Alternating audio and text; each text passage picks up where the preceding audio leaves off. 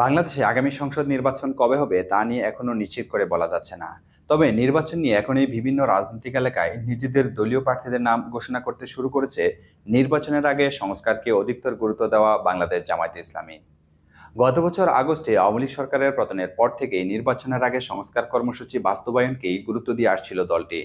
এমনকি এই নিয়ে তাদের একসময়ের মিত্র ও দেশের প্রধান রাজনৈতিক দল বিএনপির সঙ্গেও তাদের দূরত্ব তৈরি হয়েছে। জামায়াত ইসলামী সেক্রেটারি জেনারেল মিয়া গোলাম পরোয়ার বলেছেন, দলীয় প্রস্তুতির অংশ হিসেবে তাদের দল যোগ্য প্রার্থী বের করতে একটি বাছাই প্রক্রিয়ার মধ্যে রয়েছে। তবে কেন্দ্র থেকে তারা এখনো আনুষ্ঠানিকভাবে দলের প্রার্থীর নাম ঘোষণা করেনি। পাশাপাশি দেশ জুড়ে দলীয় ইউনিটগুলো সক্রিয় করে সাংগঠনিক কর্মকাণ্ডে গতিশীলতা আনতে দেশের বিভিন্ন জেলা সফর করছেন দলটির আমির ডক্টর শফিকুর রহমান। এসব সফরে কর্মী সভা সহ বিভিন্ন কর্মসূচিতে তিনি অংশগ্রহণ করছেন।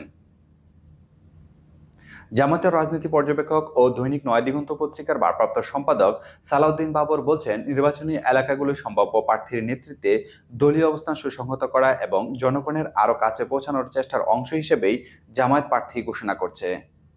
কৌশলগতভাবে একজনকে সামনে রেখে স্থানীয়ভাবে সংগঠনকে শক্তিশালী করাই তাদের মূল উদ্দেশ্য। আবার ঘোষিত প্রার্থী নিজের যোগ্যতা, দক্ষতা এবং জনপ্রিয়তা প্রমাণ রাখতে পারবেন কিনা সেটিও দল যাচাই বাছাই করছে। 2014 এবং 2024 সালের নির্বাচনে অংশ নেয়নি বিএনপি, জামাত সহ অনেক রাজনৈতিক দল। 2018 সালের নির্বাচনে জামায়াত 12 জন প্রার্থী ধানের শীষের প্রতীক নিয়ে নির্বাচন করেছিল। এর আগে 2001 সালে বিএনপি নেতৃত্বাধীন 4 দলীয় জোটের অংশ ছিল জামায়াত। 2/3 বেশি আসন পেয়ে ওই 4 দলীয় জোট তখন ক্ষমতায় গিয়েছিল। তবে এককভাবে জামায়াতের সবচেয়ে ভালো ফলাফল করেছিল 1991 সালের নির্বাচনে।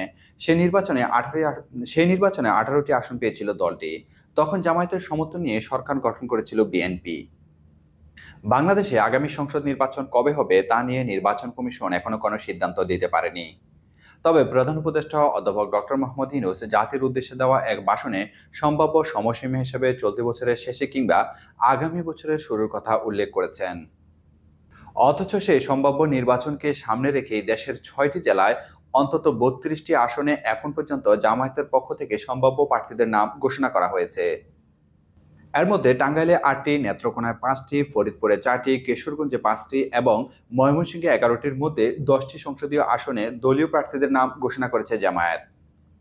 জামায়াত ইসলামী সেক্রেটারি জেনারেল মিয়া গোলাম পরোয়ার অবশ্যই বলেছেন যে জেলা এবং অঞ্চলভিত্তিক প্রার্থী বাছাই হচ্ছে দলীয় নীতির আলোকেই। তবে নির্বাচনের জন্য আমরা কেন্দ্র থেকে এখনো আনুষ্ঠানিক প্রার্থী তালিকা ঘোষণা করিনি।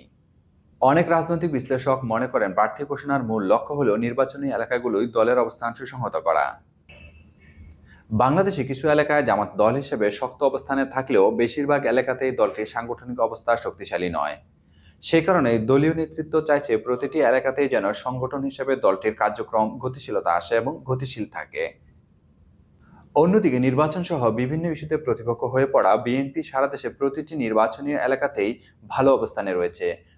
বিশেষ করে রাজনীতির মাঠে আওয়ামী লীগ না থাকার সুযোগে বিএনপি এই মুহূর্তে দেশের প্রধান রাজনৈতিক দল, যার দেশে বিদেশে অসংখ্য কর্মী এবং সংগঠন রয়েছে। ধন্যবাদ সবাইকে।